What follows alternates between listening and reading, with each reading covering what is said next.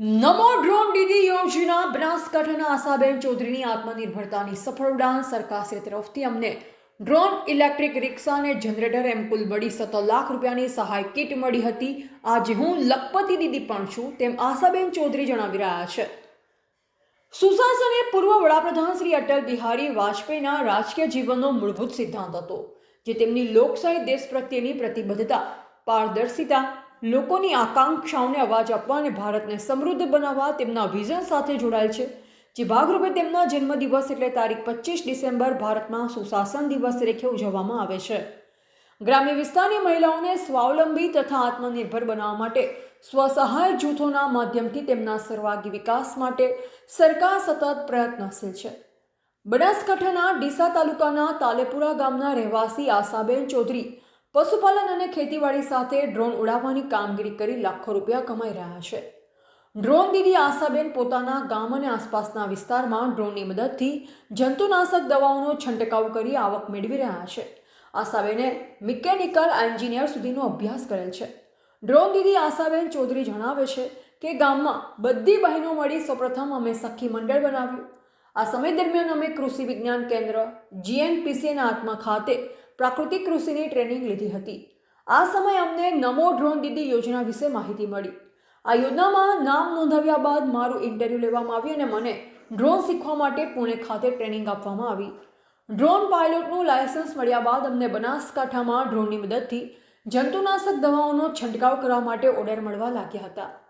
તેઓ જણાવે છે કે સરકારશ્રી તરફથી અમને ડ્રોન, ઇલેક્ટ્રિક રિક્ષા અને જનરેટર એમ કુલ મળી 17 લાખ રૂપિયાના સહાયની કીટ મળી છે। શરૂઆતથી 2 મહિનામાં હું લખપતિ દીદી બની ગઈ। હવે અમારે ઓર્ડર શોધવા નથી જવું પડતું। અમને જિલ્લા બહાર લઈ છેક મધ્યપ્રદેશ રાજ્ય સુધી ડ્રોન દ્વારા દવા છંટકાવના ઓર્ડર મળી રહ્યા છે। દેશના વડાપ્રધાન શ્રી નરેન્દ્રભાઈ મોદીએ અમારા જેવા બહેનોની ચિંતા કરી અમે આત્મનિર્ભર બની શકીએ તે દિશામાં વિચારી નમો ડ્રોન દીદી યોજના લાવી, તે બદલ હું સરકારશ્રીનો આભાર વ્યક્ત કરું છું। ડ્રોન દીદી આશાબેન ચૌધરીને સરકારશ્રી દ્વારા મીડિયમ સાઇઝનું ડ્રોન તેને ફિલ્ડમાં લઈ જવા માટે વ્હીકલ અને કોઈ કારણસર અમુક વિસ્તારમાં વીજળીનો સપ્લાય ન મળી રહે તો તે માટે એક જનરેટર સેટ પણ આપવામાં આવ્યો છે।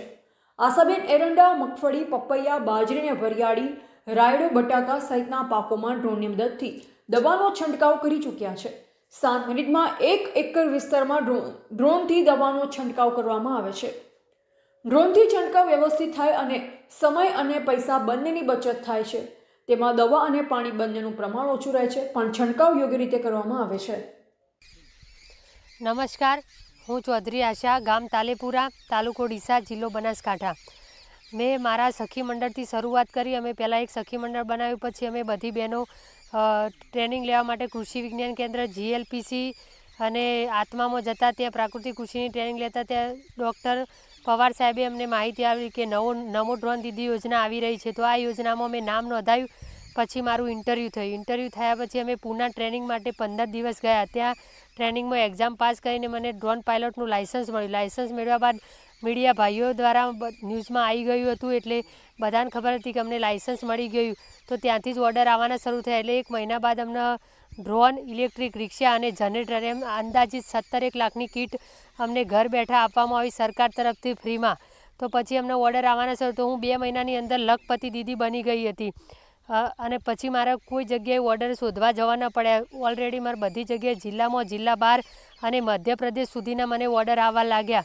તો મેં કામ કર્યું અને અત્યારે હાલ પણ મારું કામ ચાલુ છે। માટે હું સરકારશ્રીનો, GLPCનો, આત્મા, KVK અને શ્રી નરેન્દ્રભાઈ મોદીનો કે જેમને વિચાર્યું અમારી બહેનો માટે કે બહેનોને કેમ કરીને આત્મનિર્ભર બનાવી અને અમારા જેવી બહેનો માટે નમો ડ્રોન દીદી યોજના લાવી, માટે હું દરેકનો આભાર માનું છું।